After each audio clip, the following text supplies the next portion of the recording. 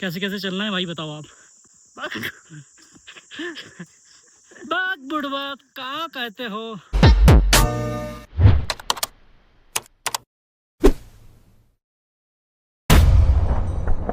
So hello guys, good morning, welcome back to my new vlog.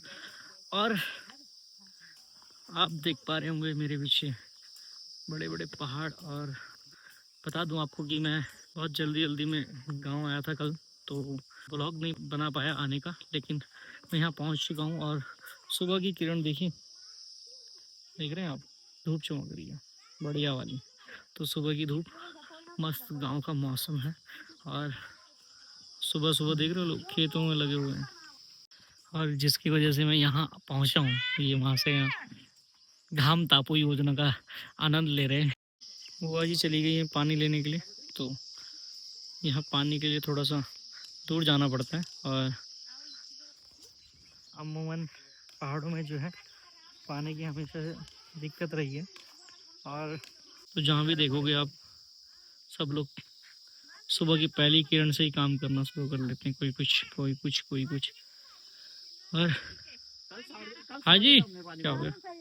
3 दिन का पानी रख दिया हमने। हर बंटा खाली क्या हुआ? पानी नहीं तब है, पानी नहीं आ रहा है। ये देखो ये हमारे यहाँ पानी लाने वाले पानी आ रहे, पानी नहीं है। बताओ, हर घर योजना कहाँ है? वो योजना पता ही नहीं चल रही उस योजना का। यहाँ सिर्फ घाम ही ताबू चल रहा है। गाइस तो नहा धो के रेडी हो चुका हूँ और अब हम लोग जा रहे हैं शिवमुखी। तो यहाँ से लगभग 1-1.5 घंटे का रास्ता है। और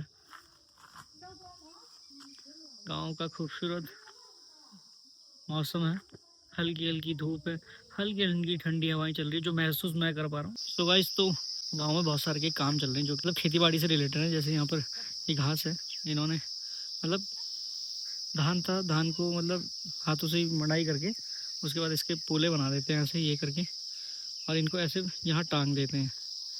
तो जब भी अपने पशुओं को चारा खिलाने की जब बात होती है तो यहीं से निकाल के खिलाया जाता है, क्योंकि सर्दियों में अब चारा होता नहीं है इतना, तो यही लोग निकाल के खिलाते हैं। और अब देख रहे हो यहाँ पे लोग हल वगैरह लगा रहे हैं।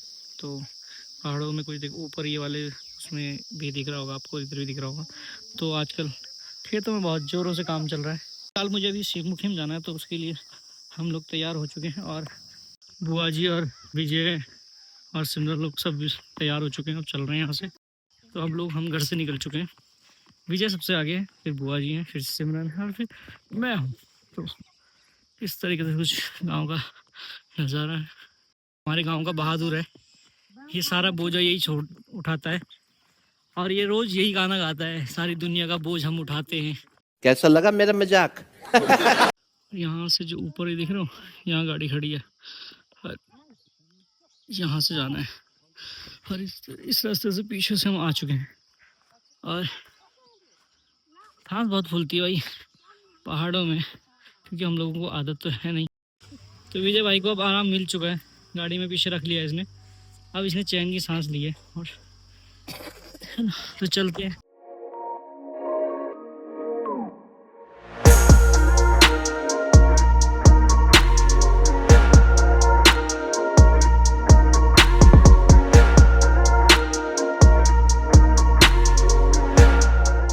तो गाइस तो हम पहुंच चुके हैं यहाँ पे, और यहाँ से वो चोटी पे वहाँ सेम नागराज जी का मंदिर है, और यहाँ से ही पैदल यात्रा शुरू हो जाती है। और यहाँ का कुछ नज़ारा जो है मैं दिखा देता हूँ आपको। ये सामने गेट है, यहीं से जाना है पैदल पैदल ऊपर तक, और इस तरीके से कुछ।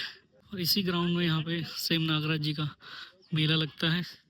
सो गाइस तो मैंने यहाँ से प्रसाद भी ले लिया है हमने, और ये हमने मोरपंख जो श्री कृष्ण भगवान जी को अति प्रिय है वो हमने ले लिया है।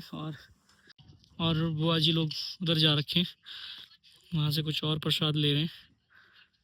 और हम लोगों ने यहाँ से जाना है, ये जो गेट है यही एंट्री गेट है, यहाँ से जाना है और काफ़ी चढ़ाई पे जाना है। तो आज की यात्रा जो है बहुत कठिन होने वाली है, क्योंकि चढ़ाई बहुत ज़्यादा है, धूप भी बहुत हो चुकी है। और ये जैकेट मैंने कंधे पे टांग ली क्योंकि बहुत गर्म हो रहा है। हाँ, ऊपर जाके बहुत ठंडा होगा, इसलिए मैंने 2 जॉकेट एक स्वेटर और एक जैकेट रखी हुई है पहन के।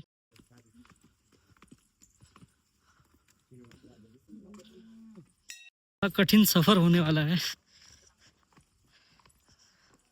अरे बाइक किसकी होगी है लमदे आंधी करी हुई, जिसकी भी होगी चलो छोड़ देते हैं। तो गाइस तो देख लो इतनी चढ़ाई, और यहाँ पे हम चढ़ाई चढ़ चुके हैं और 400 मीटर लगभग हम ऊपर चढ़ चुके हैं।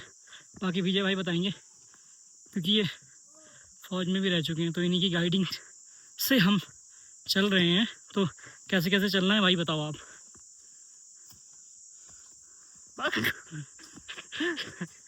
बाग बुढ़वा कहाँ कहते हो,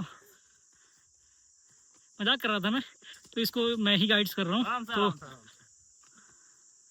तो मैंने इसको हमेशा यही बताया है कि जब भी हार्डली एटीट्यूड में जब चढ़ा जाता है तो एक तो स्टेप्स छोटे रखो, और दूसरी बात अपने पीछे वाले को कभी भी छोड़ो मत, क्योंकि अगर वो पीछे छूटा तो उसका मोरल डाउन हो सकता है।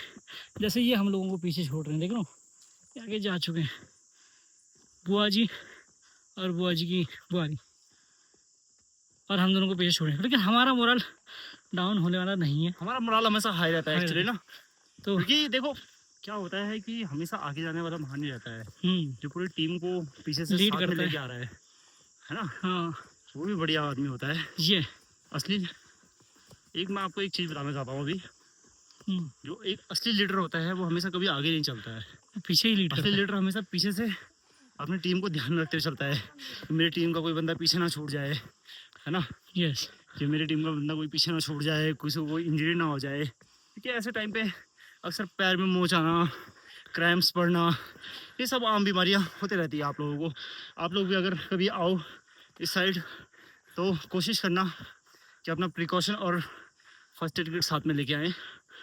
बाकी इतना ही बोलना चाहूँगा, बाकी आगे मिलेंगे आप लोगों से, तब तक के लिए बाय। नहीं तब तक के लिए बाबाई नहीं, अभी तो हम 400 मीटर ही चढ़े हैं। आगे का चार्ज राहुल तो संभालेंगे। अभी 200-300 मीटर और चढ़ना है। ठंडी हवाएं भी अब चलने लगी हैं, क्योंकि थक भी बहुत ज़्यादा लगी है, लेकिन हार मानने वाले हम लोग नहीं हैं। ऐसे चढ़ना है हम लोगों ने। मैं दिखाऊंगा अभी आपको, जहाँ से अभी तो जंगल है तो यहाँ से दिख नहीं रहा है, जहाँ से हमने चढ़ाई करी है वहाँ से आपको दिखाएंगे कि कहाँ से हमने चढ़ाई करी और हम कहाँ पहुँचे। बाकी बुआ लोग इसमें बैठ रहे हैं, क्योंकि ये आराम करने के लिए छोटी छोटी जगहों में बनाया गया है ऐसा। और मैं दिखाता हूँ आपको कि हम कहाँ से आए हैं। ये देख रहे हो, जहाँ हमारी गाड़ी पार्क है वो ये जगह है। यहाँ से हम ऊपर चढ़े हैं, तो लगभग 400 मीटर हम ऊपर आ चुके हैं। ये रास्ता है, लगभग ये समुद्र तल से 7500 कुछ मीटर है। और यहाँ पर हमेशा जो प्रेशर होता है वो ज़्यादा होता है, थोड़ा सा जिनको सांस लेने की प्रॉब्लम होती है उनको थोड़ा दिक्कत होती है। तो यहाँ से आप देख पा रहे होंगे, मैं दिखाऊंगा आपको देखिए, ये जो हमारी श्रृंखलाएँ हैं जिनमें बर्फ़ पड़ चुकी है, देख रहे हैं आप लोग, यहाँ से साफ नज़ारे दिखते हैं। पूरा देख रहे हो, पूरा जो गंगोत्री से टच होता हुआ, पीछे गंगोत्री है, उसके उत्तरकाशी के इधर वाला इस क्षेत्र है, ये उत्तरकाशी से आगे लग जाता है। और ये पूरा जो है वो देखिए, ये देखिए पूरा जो पहाड़ है, श्रृंखला का तो मुझे नाम नहीं पता ये कौन सी पहाड़ी है, पर लेकिन हाँ इतना है कि ये लास्ट एरियाज़ हैं हमारे पहाड़ों के। तो भाई मैं भी चल लेता हूँ, थोड़ा सा मैं भी आराम कर लेता हूँ, क्योंकि थक बहुत ज़्यादा लग चुकी है। सो गाइस फाइनली सेम मुखिम, और जिसको हम सेम नागराज का मंदिर बोलते हैं, वहाँ पहुँच ही चुके हैं। और थोड़ा ही ऊपर, मुश्किल से 10 मीटर भी नहीं होगा शायद, तो पहुँचने वाले हैं। बड़ी चढ़ाई के बाद पहुँच चुके हैं। और पहाड़ों में हमेशा से ही किसी भी मंदिर को देख लीजिए आप, वहाँ जाना आसान नहीं होता है, लंबी चढ़ाई, कठिन यात्रा होती है। तो पहाड़ों में ऐसे नहीं मिलते देवता, इसीलिए तो देवभूमि कहा जाता है। सो गाइस फाइनली हम पहुंच चुके हैं और ये सुंदर सा दृश्य शाम, सुंदर सा दृश्य सिमनागराज का, और कुछ सफाई और पेंट का काम चल रहा है और काफ़ी नज़दीक आते हुए बड़ी खुशी हो चुकी है। तो ये देख रहे मेरे पीछे सिमनागराज जी का भव्य मंदिर। और चलो भाई, तुम बना रहे कि नहीं बना रहे?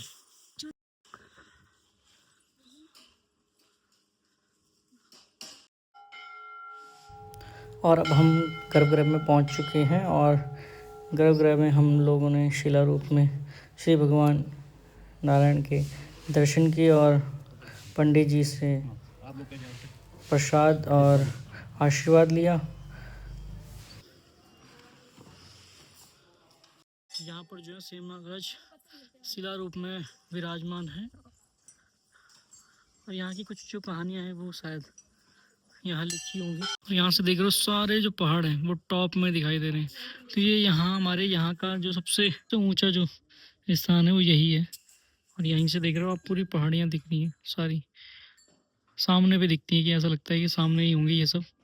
और वो नीचे जो दिख रहा होगा दिख भी नहीं रहा है, तो वहाँ से हम इतने लोग ऊपर चढ़ कर आए हैं। यहाँ पर देख रहे हैं आप ये जो शेषनाग जो यहाँ पर दिख रहे हैं, इनके ऊपर जो है श्री कृष्ण भगवान जी की मूर्ति है। तो देख रहे हैं, तो श्री कृष्ण भगवान जी ही यहाँ पर शेषनाग के रूप में विराजमान है। और सेम नागराज जो है वो श्री कृष्ण भगवान का ही यहाँ पर मंदिर है। जन्माष्टमी जब होती है यहाँ पर तो बहुत भव्य और दिव्य मेला भी लगता है। और जौनसार साइड, जौनसार वगैरह इधर के उत्तरकाशी साइड के लोग यहाँ पर बहुत ही ज़्यादा तादाद में आते हैं, क्योंकि वो श्री कृष्ण भगवान जी को मानते हैं। तो लास्ट ही ऐसा घर बचा है जहाँ पर ये इस तरीके की डिज़ाइनिंग है और बहुत खूबसूरत लगती है, पुराने टाइप का बना हुआ मकान है ये। तो गाइज अब हम सेम नागराज मंदिर से निकल चुके हैं, बुआ जी, मैं और ये दोनों आगे हैं। तो हम कहाँ जा रहे हैं अभी? डुगडुगी सेम। तो हम यहाँ से निकल रहे हैं डुगडुगी सेम और थोड़ा टाइम लगेगा यहाँ से और आगे जाने में। सीधा सीधा रास्ता है, थोड़ा बहुत चढ़ाई होगी, तो सीधा मिलते हैं आपको डुगडुगी सेम में। अभी तक ये लोग आगे थे और मैं पीछे था, मैं आगे आ चुका हूँ और ये लोग पीछे आ रहे हैं अभी। और ये पूरा जंगल जो है बांज, बुरांस और मोरू की डाल दी सुना होगा आपने, गढ़वाली के शब्द है, तो उनके ये पेड़ हैं सारे और पूरा जंगल है यहाँ। और बुआ जी और यहाँ पर जब छोटे छोटे थे, जब गांव में रहते थे, तो तब बुआ जी और यहाँ लकड़ी लेने आया करते थे इतनी दूर। एक बार यहाँ लकड़ी लेने आए थे और बहुत सारी स्टोरी हैं, क्योंकि जो गांव में रहते हैं उन लोगों की। तब तो साग पात भी नहीं बनता ऐसे हाँ कभी भेली माँ गरीबी थे तभी बहुत। हमें लोग फैशनदार हो यहाँ। सही बात है। पता रोटी 3 भी मिलते हैं ना तो हमें मुश्किल कर खाते हैं ना, भूख लगे थे तब ला कर सोचते तब खाते तो। वो जी बता रही है यहाँ पे गांव में, मतलब पुराने टाइम पे, आज से 20-25 साल पहले, तो ऐसे स्ट्रगल इन्होंने किया है। अब तो धीरे धीरे समय बदला, धीरे धीरे हर चीज़ बदली है। और खाना दिया तो खाया नहीं लगे जी है, पहले खाने के लिए बहुत मेहनत करनी पड़ती थी, अब तो मिल भी जाता है तो भी जो है मन नहीं करता है कि इतना भी नहीं खाया जाता है। पहले तो ये कहते थे कि ऐसा है वैसा है। अब हम लगभग पहुंचने ही वाले हैं डुगडुगी सेम, तो सीधा वहीं जाके ही दिखाते हैं आपको, क्योंकि मेरे फ़ोन की बैटरी भी, क्योंकि आईफोन यूज़ करता हूँ तो आईफोन की बैटरी जो है वो ज़्यादा देर नहीं चलती है, तो आपको सीधा वहीं लेके चलता हूँ।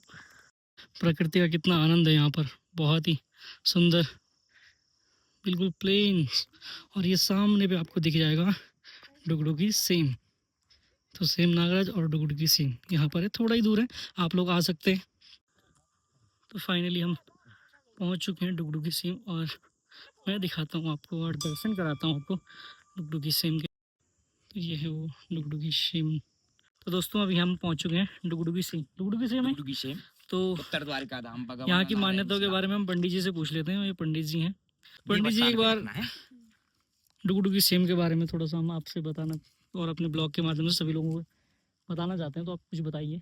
ओम नमो भगवते वासुदेवाय हरे कृष्णायाम परमात्मने नम सर्वरूपाय संस्थिताय तम विष्णु रूपाय ते नमः। सभी भक्तों से भगवान सेम नागराजा को आशीर्वाद बलियो दिन दुगुनी रात चौगुनी प्रगति भगवान नागराजा आप लोग हैं कुटुंब परिवार में सुख शांति को प्रदान कर। अभी मैं बैठा हूँ डुगडुगी सेम नागराज में। मेरा शुभ नाम रामपाल महाराज है, मूल गांव रेका है और मैं डुगडुगी सेम का पुजारी हूँ महाराज। तो जैसे आप लोगों को पता होगा कि भगवान कृष्ण के यहाँ 7 सेम पड़ते हैं और सबसे पहले मैं आपको 7 सेम के नाम बता देता हूँ। जो मंदिर है उसको प्रकटास सेम कहा जाता है और प्रकटा सेम भगवान कृष्ण का फर्स्ट धाम पड़ता है जहां पर आप वर्तमान में खड़े हैं। ये डुगडुगी सेम नामक स्थल भगवान कृष्ण का दूसरा स्थान पड़ता है। तीसरा स्थान तलवला सेम पड़ता है। तलवला सेम में भगवान कृष्ण के काल सर्पदोष निवारण का जो वो कुंडली में होता है, तो जो चांदी के नाग नागिन हम लाते हैं वो तलवला सेम नामक स्थल में चढ़ते हैं। चौथा स्थान गुप्ता सेम और 5वें स्थान आरुणी सेम, छठा स्थान बारुणी सेम और 7वें स्थान लुप्त सेम नामक स्थल है जहां से भगवान श्री कृष्ण मथुरा वृंदावन को वापस गए थे। तो इस प्रकार की 7 सेम पड़ते हैं। 7 लाख सलान और 9 लाख धुमार भगवान कृष्ण ने यहाँ से पैदल यात्रा की थी। तो डुगडुगी सेम का जो मीन रहस्य है, डुगडुगी सेम को नारायण शिला क्यों कहा जाता है कि भगवान कृष्ण ने माता मैणावती जी जो थी गंगूरमूला जी की धर्मपत्नी, माता मैणावती की तपस्या पे भगवान कृष्ण ने यहाँ पर चतुर्भुज रूप में माता मैणावती जी को दर्शन दिए थे और उनको 2 पुत्र वरदान दिया था, शिदवा और विद्वारमूला। तो डुगडुगी सेम नामक स्थल श्रद्धा भाव से इस शिला को अगर 1 उंगली मात्र से आप हिलाते हैं तो ये पूरी शिला हिल जाती है। इस शिला का जो रहस्य है, ये शिला पूर्वादि बल से नहीं हिलती है। अगर आप पूरी ताकत का इसमें प्रयोग करते हो, एकत्रित ताकत का प्रयोग करोगे तो ये शिला नहीं हिल पाएगी। इस शिला में भगवान कृष्ण के साथ साथ आछरी, मातरी, खैट, खंडवारी, प्री, बरहाड़ी, गौताल की देवी, सभी देवी देवताओं की पूजा होती है। बताया जाता है कि भगवान कृष्ण ने इस शिला में गंगूरमूला जी के अहंकार को भी तोड़ा था। जो हम इस उंगली का इसको महत्व देते हैं तो इस उंगली से ये शिला पूरी हिल जाती है।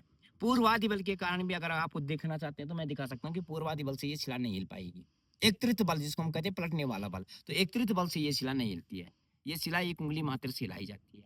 तो यही भगवान कृष्ण का डुगडुगी सेम नामक स्थल है और उत्तर द्वारिका धाम भी माना जाता है। जय श्री नागराज। जब यहाँ से हम दर्शन करके अब घर जा रहे हैं और आधे घंटे बाद पहुँचेंगे हम नीचे।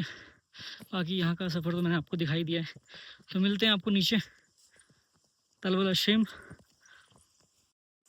तो फाइनली हम घर पहुँच चुके हैं और काफ़ी लेट हो गई हमें क्योंकि 2-3 जगह जाना था और फिर खाना वगैरह खाया तो बैटरी भी डाउन हो गई थी। तो बैटरी तो मैंने कार में चार्ज कर ली थी पर लेट हो गई। कोई बात नहीं, समय तो चलता रहता है। लेकिन बहुत अच्छे से दर्शन हो गए और अब ब्लॉग को करता हूँ एडिट। लेकिन यहाँ पर तो ब्लॉग एडिट करने के बाद भी यहाँ नेटवर्क है नहीं और इतने नेटवर्क नहीं है कि ब्लॉग इजीली अपलोड हो जाए। तो ब्लॉग शायद लेट अपलोड होगा। तो तब तक के लिए बाय बाय, गुड नाइट। सो मिलते हैं नेक्स्ट ब्लॉग में।